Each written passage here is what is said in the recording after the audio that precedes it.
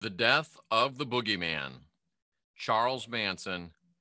This is part 3 of the series. Today we're looking at the actors. The Death of the Boogeyman, Charles Manson, part 3, the actors. I'm Jeffrey Daugherty, your friendly neighborhood Christian whistleblower, bringing you something you're not going to hear anywhere else, something you're not going to see anywhere else, something that no one else is talking about. And I have contacted the author of this paper that we are reviewing. And hopefully the author will come on. I don't know anything about the author, but oh, that's good coffee. But hopefully we can get him on, because great article, deep article. And if you have, Sky's been sitting here waiting for me. I thought I just got hot right here. I thought I missed a show with Heidi, and then Heidi came on right after Scotty. Thought I missed a show with Scotty, but no, that's not till Thursday night. So I did not miss it, thankfully. Heidi Vandenberg, nice to see you here. I do encourage you to watch the first 2 episodes, the first 2 installments of this. It's the craziest thing you've ever heard. It's something that you've never heard anyone else talk about. It's something that you're not going to see anyone else talk about. And it really is amazing stuff. The first 2 you've got to watch. This is number 3. And I want to tell you, folks, it's going to warp your minds. It's going to make you say, what in the world are we talking about? Nice to see you, Heidi. Nice to see you, Scotty. Nice to see everyone flowing into the chat room. Christopher Langan says Manson was deep state. Christopher must be reading my notes. Very interesting stuff. And before we get to the heavy stuff, let's start off with some good news. Let's start off with some light stuff. Let's start off with some positive stuff. And I think in the end, what we're talking about today is positive stuff. But I want to give you some real positive stuff. And I want to show you some real positive, exciting things. And this is one right here. December 10th, the Extravaganza of Enlightenment with the lovely and talented Heidi Vandenberg, who is in the chat room, even as we speak. This guy and the lovely and talented Jenny Moonstone, who will also be there live and in person. You can't go wrong with these two being there live and in person. Another special guest. We're just this close to being able to confirm, I believe. Also, Dan from Overwatch Channel. Wayne Steiger's made he's thing, well, I don't know. But Sunday, December 10th, four presentations at least.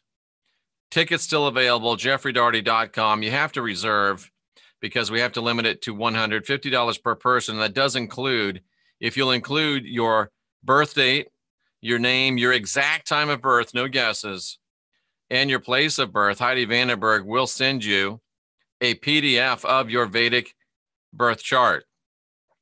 This guy will send you your basic numerology numbers. And that right there is worth way more than the cost of the seminar, to be totally frank with you. And I'm always totally frank with you, even though my name is Jeff. But we are always totally frank with you here. We're always totally straight up with you here. And it's going to be a great. Manson was not a Scientologist. It's going to be a great event. And let's talk about the death of the boogeyman, Charles Manson. And here we go. Heidi, feel free to weigh in with any observations you have. I'll try to keep checking back and forth, though he was not a Scientologist. I know that 100% for a fact. He was not a Scientologist. So anyway, here we go. Let's take a look at this. And this is called The Actors, this chapter. And there's a reason why it's called The Actors. Manson was an actor. All of the top parts in this supposed Tate murders were actors. Think about this, ladies and gentlemen. Set your cognitive dissonance aside. Allow yourself to think outside your box. Allow yourself to think about and allow yourself to come into the place where you can listen to new information. And let's go and look at this. All right. We're talking about all of the people that were in participation in the Tate murders. Sharon Tate, actress. This happened in 1969. Her career started in 65. And look at this, folks. Details, information, mean things. Sharon Tate's first movie, Eye of the Devil, a movie about devil worship, sacrificial killers. She played a witch. More recently, she had played a vampire. And I'm telling you, folks, this word keeps coming up. She'd played a vampire in Fearless Vampire Killers. Then she'd played a slut in Valley of the Dolls who had an abortion, became a softcore actress, and then killed herself. And then she had a part in Rosemary's Baby. Interesting that those, and this is the author's belief. These are not my beliefs. I'm interviewing this author, as it were, in absentia, but these are all facts. All of these films had to do with babies, blood, and death. In the Manson murders, were they just continuing a trend? You might say that she was typecast, Sharon Tate. The same can be said for Roman Polanski. Roman Polanski, her husband, convicted child abuser, was the director of Fearless Vampire Killers. He was the director of Rosemary's Baby. He played a lead in Fearless Vampire Killers, became a vampire at the end. Now, if the FBI had been looking for someone to direct a satanic slasher film, they could not have found a more perfect candidate than Roman Polanski. Now, this author asked the question, and I say, no, sir, you aren't, because I'm asking the same question. No one but me. Does no one but me, ask the author, find that to be a big red flag? The murder takes place in the home of a director of satanic murder films, and actors are murdered. And no one thought that that was suspicious. Back to the chat room real quick. Jeff is always on time. Ha, ha, ha. We'll start at 10 a.m. on Sunday. And I postulated on Rex's channel earlier where they were talking about Jack Parsons. They were talking about LRH or L. Ron Hubbard. And I speculated that the three of those probably met up with somewhere. It was a small little clique there in LA. And we're talking about someone's very, very vociferously asserting that Charlie was on the books at the LA org. He was not a full member. Okay, now see, you can't, this is, how can you say Charlie was a Scientologist? He was a Scientologist. Then you say, oh, well, he wasn't a Scientologist, but he did like LRH's ideas. So he wasn't a Scientologist, as I said before. Can we be finished with that now? But he did hang out with Parsons. He did hang out with at least LRH, maybe Parsons. I don't know if Parsons was dead by 68. Jack Parsons. Jack Parsons. Yeah, he died in 52. So it wasn't Parsons, but LRH was still very active in that scene in 68. So he did know LRH, L. Ron Hubbard. He was in around those folks. You should have your own restaurant. Heidi is on.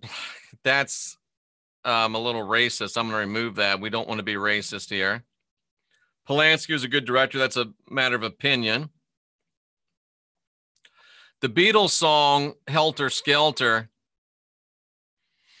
Bono of U2 said that Charles Manson stole Helter Skelter from the Beatles and that they stole it back, they being U2. There's some really weird connections. There's pictures of John Lennon singing with Manson followers in the background.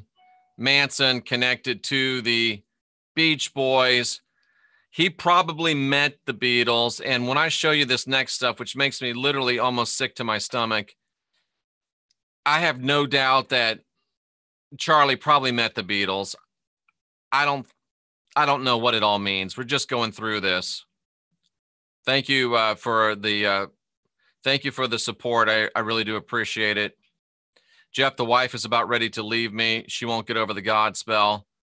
Well, Heidi Vandenberg was saying earlier today, it's in the stars, it's in the planets, it's in the vibe of this tribe. Sometimes you just got to let them walk away. Now, I'm just reporting to you what Heidi was saying, and there's just something going on right now. It's cleaning a house. It's clearing your decks. It's getting yourself ready or getting yourself free from things that are holding you back. And folks, it might not. Yeah, I know. I understand that. I'm here to observe to the end. You're black. I can see that. I was in the Church of God in Christ for 4 years. If service started at 11 and you got going by 11:30, you were on time. But I just want to be sensitive to people, and I don't want to say things that people would be intentionally being racist on. So yes, I was overcautious with that. I do understand, but it would be racist if people have used that as a racist slur against your community. That's all I was trying to say. Master manipulators. Heidi says, yes, it has been a clean house day. And watch her last video. So I'm just saying, listen, ladies and gentlemen, I'm just saying it's about maybe, you know what, if someone shows you who they are and they're not for you, believe them. And sometimes it's not rejection, my friend, it's protection. Sometimes you just have to let people walk away. I'm not sure about Helter Skelter. There's something there. I don't know what it is. Please behave in the chat room. Heidi, right herd on these people. Because I'm not going to be able to keep as close an eye as I want to, because I want to give full attention to this. So, actors at a director's house. Jay Sebring, this is where it gets weird for me, ladies and gentlemen. This is where it gets personal for me, and I don't understand why my life is so mixed up with so much weirdness. My life is connected with so much weirdness on so many levels, and sometimes it gets to me, and it's getting to me here at this point, because Jay Sebring, who was one of the other alleged victims, was the man that invented men's hair salons. Up until this time in 69, late 60s, men would go to the barbershop, ladies would go to the beautician. Men didn't go to the beauticians, and it wasn't a gay thing or a straight thing. Men just didn't go to beauticians. It's just the way it was. But Jay Sebring started the first men's hair salon, and he had, you name a Hollywood actor, and they came to Jay Sebring to get their hair cut. Jay Sebring had also started so he was intimately connected with, and I got a hair that won't go back. He was intimately connected with the Hollywood scene. He had also become an actor himself, bit part in Batman, was in a movie called Mondo Hollywood, friend of producer Bill Dozier. And together, this is true stuff. I know this because of what I'm about to tell you, which is really saddening to me. Bill Dozier and Jay Sebring discovered Bruce Lee. Bruce Lee is an actor. Sebring had also been in the Navy for 4 years, which will figure large as we continue to look through this. It's speculated that he was in ONI, Office of Naval Intelligence. And it's also interesting that even though Sebring was allegedly killed in the Tate murders, his business did not shut down, didn't miss a day, even though he hadn't sold it to anyone. He hadn't made any preparations for himself to be gone. And there's no information about any of this on the internet. The encyclopedia entries on Sebring International show nothing but stubs. And among the famous salon clients, Frank Sinatra, Jim Morrison, everybody that was somebody got their hair cut by Jay Sebring. And this, I have to go back and look in the eye, because this is very difficult for me. This is very painful for me. And I'm going to tell you why it's very painful for me. You know that I have deep connections with, Elvis Presley.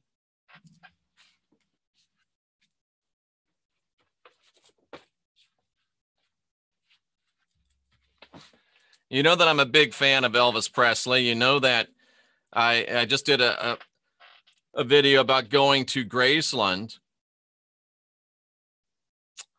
And you know that I was personal friends with Charlie Hodge, who was reputedly Elvis's best friend. You know that I was friends with J.D. Sumner, who was one of Elvis's friends and one of his singers. You know that I have interviewed on several occasions and talked with others with Larry Geller, who was Elvis Presley's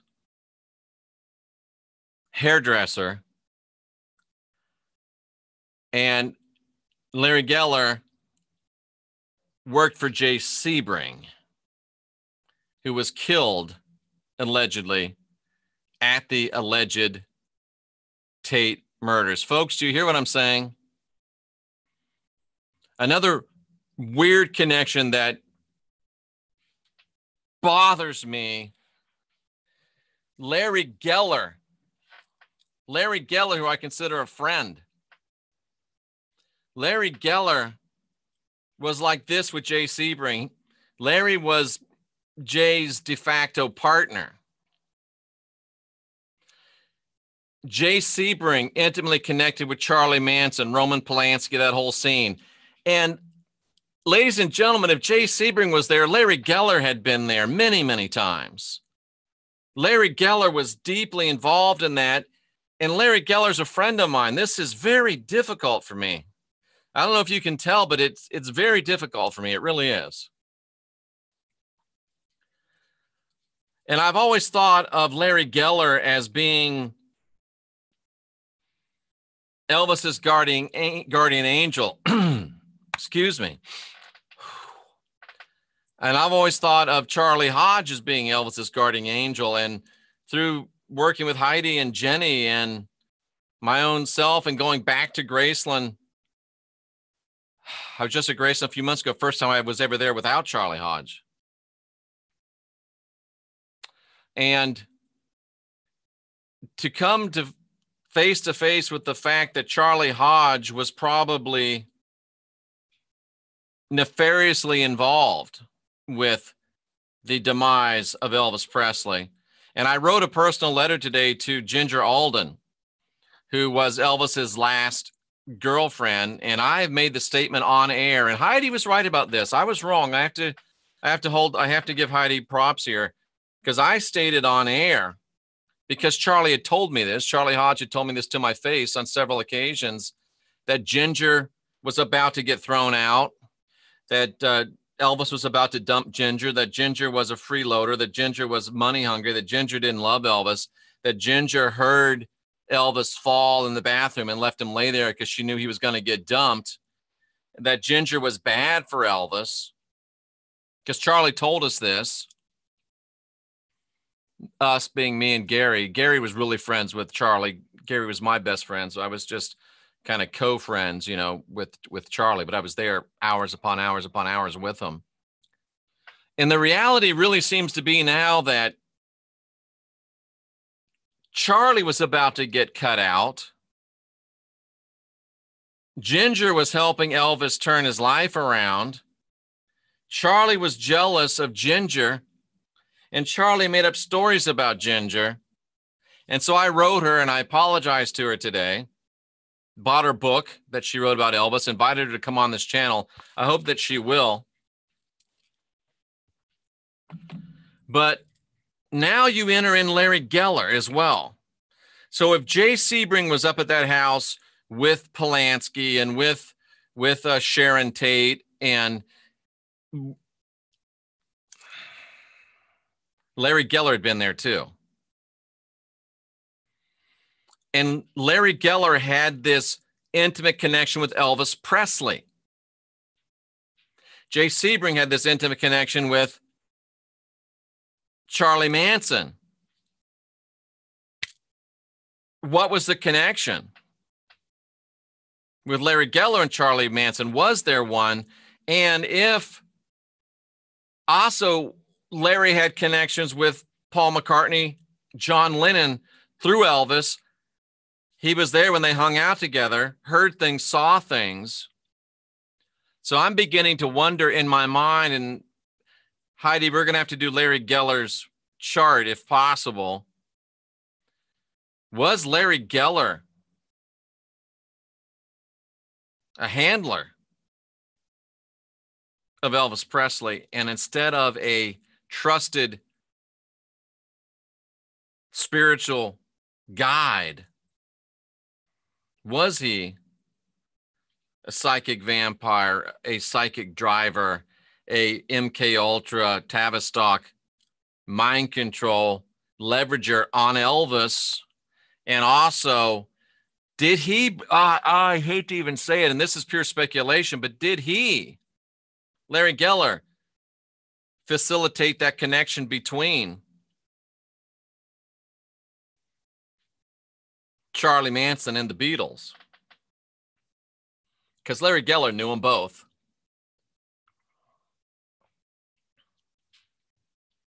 This is very difficult. Hello, Tiffany.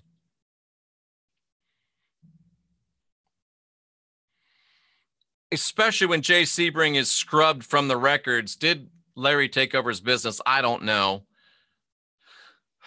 This is supposed to be Larry, or excuse me, Jay Sebring's only kin. The guy is an actor. His name is Anthony DeMaria. Didn't know anything about his uncle's supposed death, none of the details.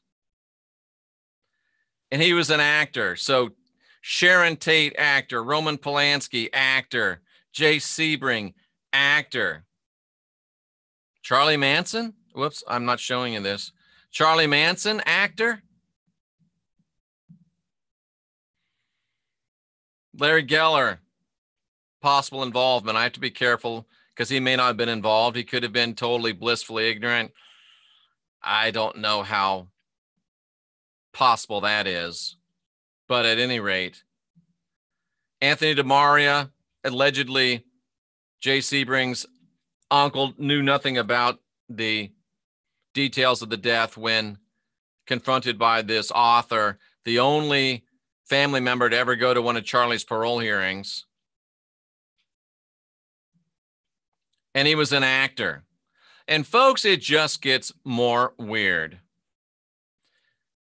They did a documentary about, it's called the Sebring documentary.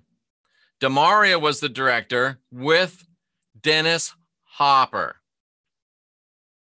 And interestingly enough, it doesn't appear on Dennis Hopper's IMDb page, Internet Movie Database. That's, if you've ever done anything in the movies, you have this page. It's prestigious. They all want to list everything on it. And here is this photo. It's tagged Anthony DeMaria and Dennis Hopper filming Sebring. Obviously about Jay Sebring, obviously about the Charlie Manson alleged Tate murders.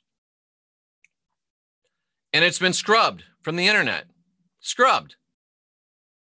As if it didn't exist. Why, ladies and gentlemen? Curious indeed. Dennis Hopper spoke to the LA Times in 1969 and said, Dennis Hopper, ladies and gentlemen, the actor, made this statement. And this gets back to Larry Geller and Jay Sebring and what Larry knew and what Larry did and what Larry was going back and forth with. And it figures into, if you watch the shows that we did with Heidi, I did with Heidi and Jenny about Elvis and the things that were going on and the weird sexuality within Charlie's chart and Elvis's chart and many of the people involved with Elvis Presley. Dennis Hopper spoke out to the LA Times in 69 and said, at the Tate house, Sharon Tate, Roman Polanski, that whole clique, they had fallen into sadism and masochism and bestiality, and they all recorded it on videotape. Sadomasochistic bestiality, sexual parties, activities recorded on videotape. Hopper says the LA police told him this. So, ladies and gentlemen, are you understanding this? 3 days before the alleged Tate murders, 25 people were at that house for the mass whipping of a dealer from the Sunset Strip who'd given them bad dope Something tells me Larry Geller was present. Something tells me Jay Sebring was present. Is it information? Is it disinformation? Either way, it was planted. And notice that Hopper, Dennis Hopper, the author points out, told him that the information was planted by the LA police. Was it misinformation? Was it real information? And why was Hopper being used as the mouthpiece of the LA police? Can't the police hold their own press conferences? Another red flag. And to make it even more curious, Dennis Hopper's father was involved in government intelligence, like father, like son. Another little break. Let's go back into the chat room. Wow, this is just some amazing stuff here, ladies and gentlemen. This is just some amazing stuff, ladies and gentlemen. Oh, I can stop the share, I guess. Seems possible. It does seem possible, and it seems scary. Jeff needs security. I'm like Jenny Moonstone. Come at me, bro. If you feel you've been mistreated, jump to my chest and be defeated. This is a weird spot. It is. We'll get those birthdays and times, Heidi. No, Charlie didn't do any of his wet work. He's like the Lord, the rat bastard. He got other people to do it for him. Hope you are amazing. Sorry to interrupt. You're not interrupting. Jeff, they killed him, no doubt. I think we're talking about Elvis there. Manson never lied to you. Sexuality is a part of all super personality people. That's freaking sick. Killed in Jack Nicholson's house. Hello. Manson was a drug dealer. Tex was his enforcer. Sexuality is high energy. And I'm reading comments. Sexuality is high energy that speaks behind the veil. Scotty Roberts says, whatever happens, I wonder, the Mansons, the Hitlers, the Bundys, and others when they pass into the afterlife. What happens? Indeed. The rape by Polanski was at Nicholson's house. Yeah. Hopper's son came to a wedding. Said, I'll give you $100 for a cigarette. Tiffany can be redeemed in the next life. Yep. Didn't Charlie claim he was Jesus? You know, Charlie said a lot of crazy stuff, man. I think there was more than one bat in that belfry. I think there was a Charlie, and there was I think he'd slip back and forth between. I've watched a lot of interviews today and last night. I think he'd slip back and forth between personalities, or he was just totally smart. But anyway,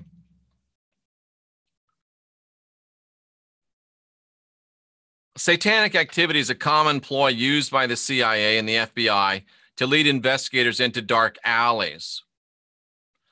Most of the times, and this is true, when it leads to Satanism, Crowley, LaVey, the CIA is trying to divert you. Think of that, ladies and gentlemen. If it leads to Satanism, if it leads to Crowley, Aleister Crowley, if it leads to Anton LaVey, and many times if it leads to LRH and Scientology, the CIA is trying to divert you. It isn't Satanists that are running these events. It's most often military intelligence. Real Satanists don't care about this kind of stuff, ladies and gentlemen. The black agencies use Satanism to cover their tracks. I'm laying some heavy truth on you here. For most researchers, Satanism is acknowledged to be the sexier road than the G-men, and the G-men willingly take it. Rule number one in researching psychological operations, ignore all links that lead to Satanism. I've heard that before. I've been told that by people that know enough to know. Those are sucker links put there on purpose by the CIA writers. As an example, let us dispense with the satanic process church without further ado. I agree. The only thing you need to know about the process church is that in 1966, the leaders of the cult, The de Grimstons secured a large property in the Yucatan Peninsula. Guess where? Merida. In 1970, that wasn't the red flag that it now is. It's now known that Merida is the CIA's home away from home, sort of a Mexican Langley. Newer books on Manson and the Process Church scrub that reference, telling you the hangout of the de Grimstons was scarier sounding this scarier sounding town of, this is Shah Tool. That X is actually like a Shah. That's how it's pronounced. But it isn't and wasn't a town. It's just a makeshift CIA ranch on the outskirts of Merida. Folks, are you understanding what we're talking about here? It was a bunch of actors, a bunch of directors, and it gets crazier. I hope this writer comes on to the show. I'd love to talk to him. Here's a document leaked by Edward Snowden, and it talks about how they run psychological operations. It's very deep, and it takes a long time to get into it. But among the things they use to mess with you are magic. They throw that in there to throw you off. It's deception. It's influence. And here we go again, me with an associate's degree in anthropology. Folks, this is just weird. This is just weird. And this isn't stage magic. This is black magic. The MI6 has been using Crowley and Satanism as a cover since the 1890s, and so has the U.S. intelligence. And check this out, ladies and gentlemen. Jay Sebring was just again, Larry Geller's boss. Jay Sebring was just a hair cutter, right? Well, no, actually, Jay Sebring was president of a record company as well. Charlie Manson was trying to get into the record business, recorded records. Yet another crazy connection. Jay Sebring was president of a record company. A lot of people don't want you to know that about Jay. All they want you to know is he cut hair. Why has his bio been scrubbed? Another guy that died, this Frykowski, who was trained at this film school in Poland. Polanski was trying to get him a job in the movie industry. Frykowski was killed allegedly at these alleged Tate murders. Maybe Polanski did get him a job in the movie industry. Let's go through this a little bit and we'll take another break and take some questions. Did you know that Abigail Folger, the Folger coffee heiress, was also an alleged victim in the alleged Tate murder? She wasn't an actress, but she was connected to top political people like the Kennedys. She worked on Bobby Kennedy's campaign in '68. And you remember Bobby was killed in mysterious circumstances. Kennedy's father owned RKO Studios. Bobby Kennedy had dinner at a Malibu beach house on June 5th, 1968, before being driven to the Ambassador Hotel, where he was shot and killed. And guess who was at the dinner party? Sharon Tate and Roman Polanski. You want some more weirdness? Abigail Folger loaned at least 10 grand to a theater, folks, that Charlie Manson was living right next door to. Charlie Manson met Folger, the heiress to Folger Coffee, at the house of Mama Cass Elliott.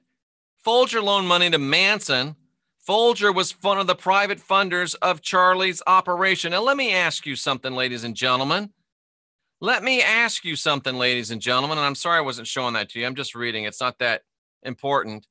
How does a guy like Charlie Manson, a drifter, a bum, an ex-con just out on the street, how does Charlie Manson hang out with the heiress of Folger Coffee? How does Charlie Manson hang out with Mama Cass Elliott? How does dirty, sloppy Charlie Manson hang out with Brian Wilson of the Beach Boys? How does Charlie Manson hang out with Jay Sebring? How does Charlie Manson get access to the cream of Hollywood?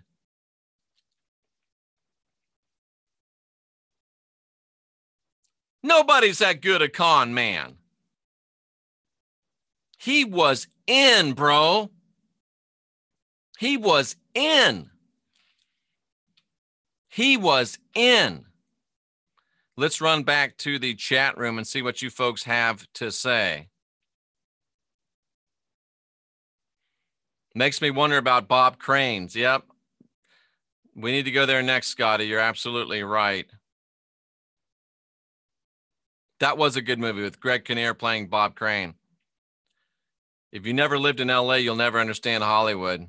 I have lived there, by the way. I think Charlie was Christ, and that may have been true. Have you asked the Rods any questions about this? The Rods are for confirmation. I prefer to do the research first. Steve Winwood, The Byrds, Mamas and the Papas, David Crosby, Stills, Nash Young, Frank Zappa. All hanging out with a bum ex-con just out of jail who always seemed to have a bunch of money.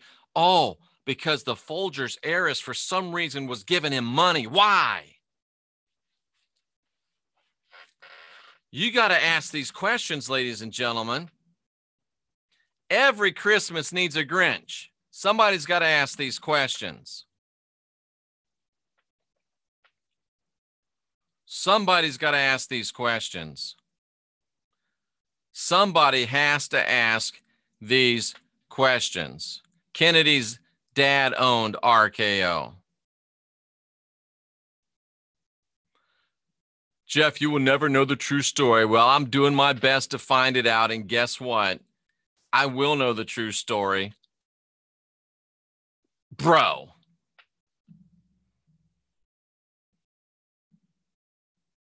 It gets weirder, folks. It gets weirder, folks. It gets weirder, folks. Paul Tate, Sharon Tate's father, a colonel in Army intelligence. The only thing higher than a colonel is a general. Sharon Tate's father was a colonel in Army intelligence for 23 years, ending supposedly when? 1969.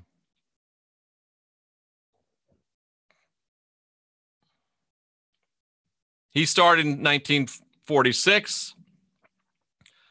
Army intelligence was split into various departments, including the CIA in 47. I'm sure that's just a coincidence. Nothing to see here. Move along. And I'm sure it's just a coincidence that Paul Tate, Sharon Tate's father, was sent to Italy to head up a false flag operation that included murders and bombings for the purpose of creating an Italian nationalism that was capable of halting what they saw as a slide to the left, i.e., to stop Italian hippies. Does that sound familiar to you? Sharon Tate's father, Paul Tate, a colonel in Army intelligence, was assigned to Italy, where they orchestrated murders and bombings for the purpose of creating Italian nationalism to halt what they saw as a slide of Italian culture to the left. Liberalism, sex, drugs, rock and roll, hippies.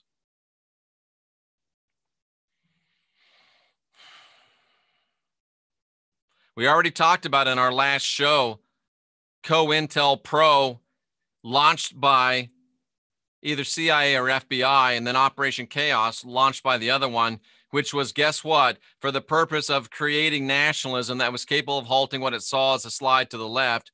Ronald Reagan, governor of California, said, if it takes a bloodbath, let's start a bloodbath.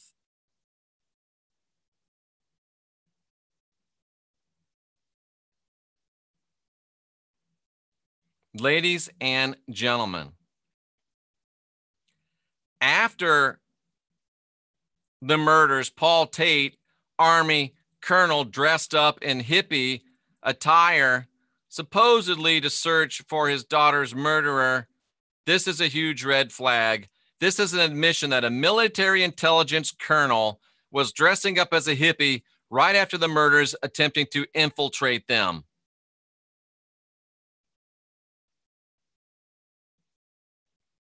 Paul Tate wasn't trying to be a vigilante father. He was doing his job. He was undercover for months, part of the operations, maybe running the whole thing from the hippie side.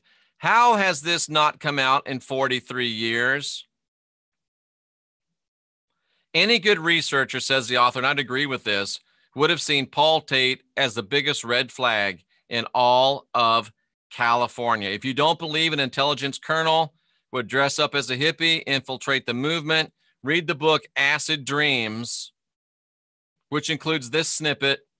A group of scruffy long-haired students stood in a circle passing joints, but these students were actually FBI agents. They attended the school known as Hoover University, located at Quantico Marine Base in Virginia. This academy specialized in training government agents to penetrate left-wing organizations.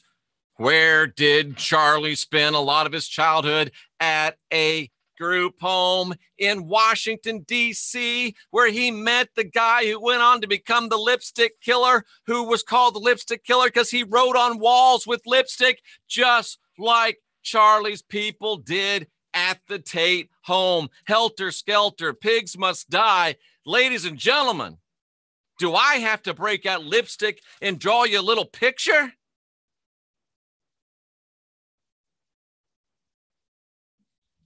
FBI, CIA,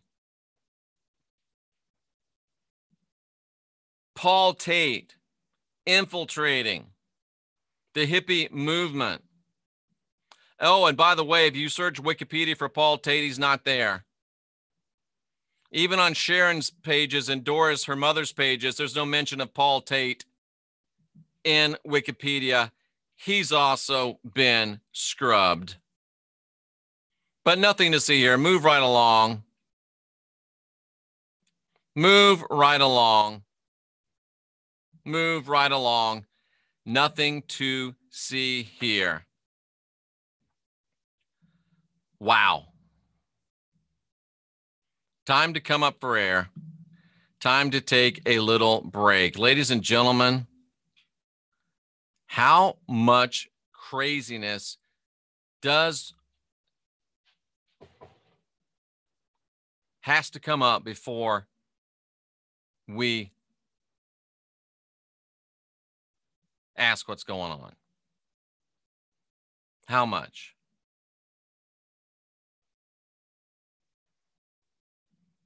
I ask you. Jim Morrison's dad was an admiral. They don't want us to know the truth.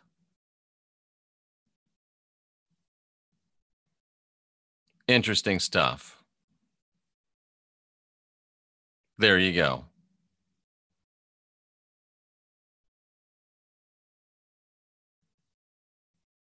Someone's knocking at my door. I'm probably talking too loud. Well, just like your music wakes me up, I don't come pounding on your door.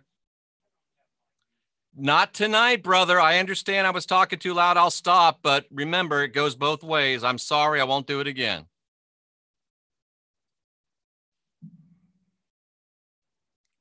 Where were we? So anyway, there you go. It's 12:16 a.m. I did get a little loud, but my windows are closed. Oh, boy, there we go. I was loud. There's no doubt about it. But he's been loud too, and that's just the way it goes, ladies and gentlemen. But we should bring this to an end. It is 12:16 a.m. And if you're asleep at 12:16 a.m., you need to wake up anyway. Wow, I don't know what to say. I don't know what to say. This is difficult stuff. Interesting stuff. Powerful stuff. And it's not like he's got to get up and go anywhere in the morning.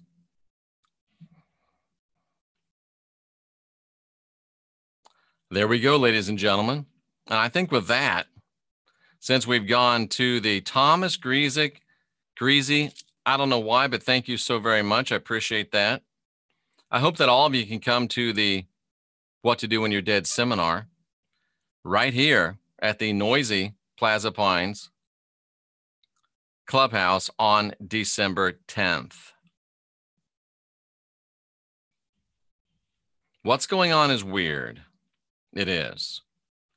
And truth oftentimes is stranger than fiction. I'm here to observe, says rabbit holes are made to go down. I'd spray soundproof insulation on the ceiling. Yeah, but this whole thing is windows, and yeah. There you go, ladies and gentlemen. I'm Jeffrey Daugherty, your friendly neighborhood Christian whistleblower. This has been the Gospel Truth, and we got a little loud. We got the door knocked by the neighbors, and that's okay. I will remember to keep my voice down in the future because I do want to be a good neighbor. I could put that egg stuff all over all the windows here. That's an idea. Loud and proud, absolutely. Well, ladies and gentlemen, I don't know what you think about this, but we'll be back again. We'll be back again with more of this. Maybe the neighbors should listen to the show. Absolutely. See, that's me. I mean, I wasn't rude, right? I just stood my ground, said, hey, look, bro, quid pro quo. So there you go. Wow. So we're going to wrap this up. We'll be back with part 4. I'm tempted to do it later tonight because I don't go to sleep for 4 hours, ladies and gentlemen, 3.5.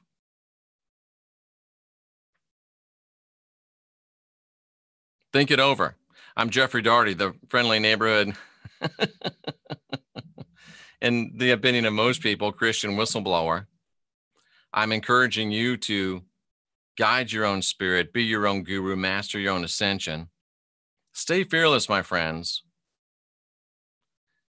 Ask questions, question answers as you unindoctrinate yourselves.